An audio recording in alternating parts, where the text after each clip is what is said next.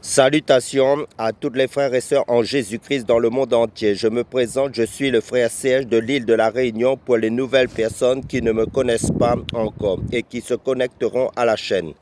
Notre message qui est toujours d'actualité sera: c'est par beaucoup de tribulations qu'il nous faut entrer dans le royaume de Dieu. Prions frères et sœurs avant d'apporter le message. Père, dans le nom du Seigneur Jésus-Christ, nous te rendons des actions de grâce. Merci pour l'œuvre de la croix de ton Fils Jésus-Christ pour nous. Tout est accompli. Seigneur, Seigneur, conduis toutes choses par ton Saint-Esprit pour ta gloire. Père, dans le nom du Seigneur Jésus-Christ. Amen. Voilà donc le message. C'est par beaucoup de tribulations qu'il nous faut entrer dans le royaume de Dieu. Question. Qui aime Jésus-Christ ici? En règle générale, toute personne qui se dit disciple de Jésus-Christ dira: moi, j'aime Jésus. Nous sommes d'accord. Eh bien, voyons ce que Jésus dit si on l'aime. Évangile de Jean, chapitre 14, verset 15. Si vous m'aimez, gardez mes commandements. Cela veut dire que nous sommes amenés à vivre et à garder les commandements du Seigneur. Et maintenant, dans les Actes des Apôtres, chapitre 14, nous allons lire tous ensemble à partir du verset 21. Nous oublions trop souvent ce passage des Écritures en tant que disciples de Jésus-Christ. Donc, dans les Actes des Apôtres, chapitre 14, verset 21, qui nous déclare: après avoir évangélisé cette ville et fait un certain nombre de disciples, ils retournèrent à Lystre, à Iconium et à Antioche. Ils fortifiaient l'esprit des disciples, les encourageaient à persévérer dans la foi et disaient: c'est pas beaucoup de tribulations ou encore de difficultés ou encore d'épreuves qu'il nous faut entrer dans le royaume de Dieu. Amen. Si tu ne vis pas ça et que ta vie est tranquille, pose-toi cette question. Es-tu disciple de Jésus-Christ vraiment? Toi, tu es suspect si tu vis sans tribulation, parce que ma Bible me dit que nous sommes dans une guerre spirituelle durant tout notre cheminement sur cette terre. Depuis que nous avons accepté le Seigneur Jésus-Christ, et cela remonte depuis les premiers hommes sur cette terre. Depuis Adam et Ève dans le jardin d'Éden. Donc, ma Bible me dit que c'est par beaucoup de tribulations qu'il nous faut entrer dans le royaume de Dieu. Cela veut dire que c'est par beaucoup d'épreuves qu'il nous faut entrer dans le royaume de Dieu. Ne crois pas que le royaume des ténèbres de Satan et ses démons, même ta propre chair, ne sera pas éprouvé. Ta chair sera épurée, purifiée, ton caractère charnel sera épuré par ces difficultés, ces tribulations, ces épreuves, ces moments difficiles avant ton départ pour le royaume de Dieu. Donc, avant notre départ de cette terre, Dieu permettra que nous soyons purifiés par des situations qui ne nous arrangent pas trop humainement parlant, par des situations qui vont au sens contraire de notre chair, de nos pensées, de notre conception humaine. Parce que Jésus nous dit de nous charger de notre croix chaque jour et de le suivre, frères et sœurs. Et la croix symbolise la mort à soi-même, à notre chair, à notre moi, pour que les commandements de Dieu, la parole de Dieu doit grandir et croître en chacun de nous pour vivre cette parole de Dieu.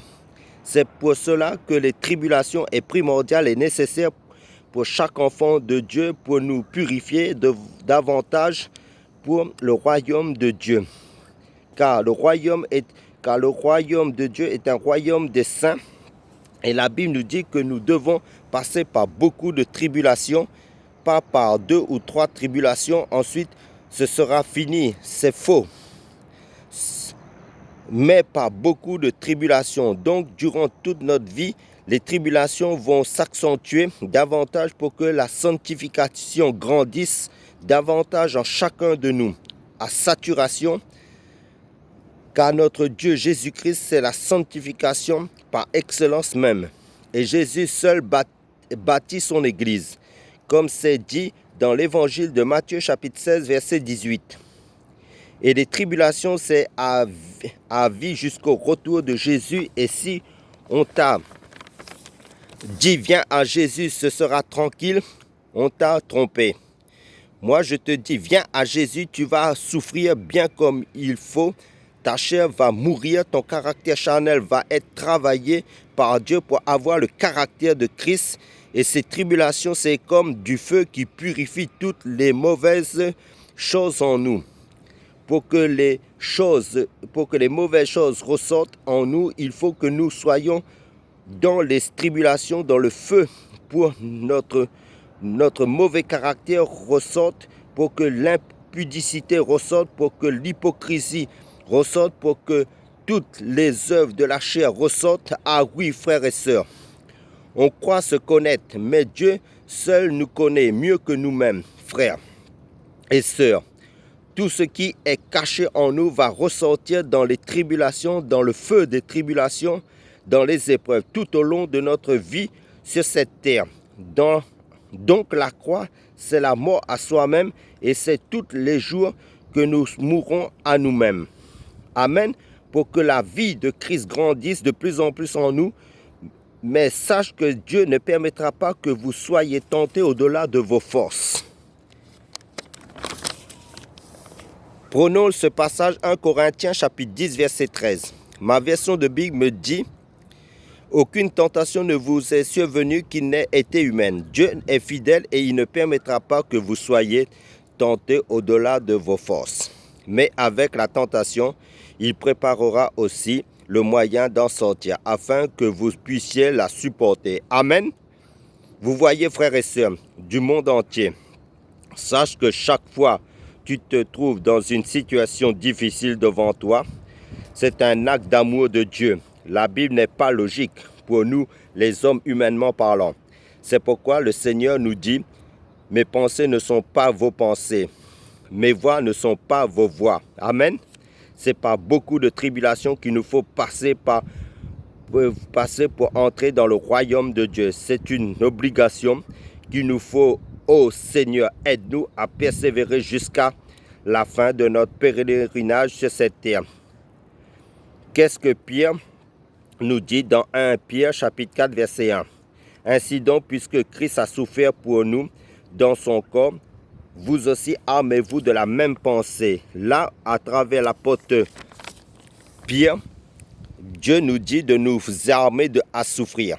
Donc, la souffrance, c'est le feu. Et un peu plus bas, dans 1 Pierre chapitre 4 verset 12, qui nous dit « Mes bien-aimés, ne soyez pas surpris de la fournaise qui sévit parmi vous pour vous éprouver, comme s'il vous arrivait quelque chose d'étrange.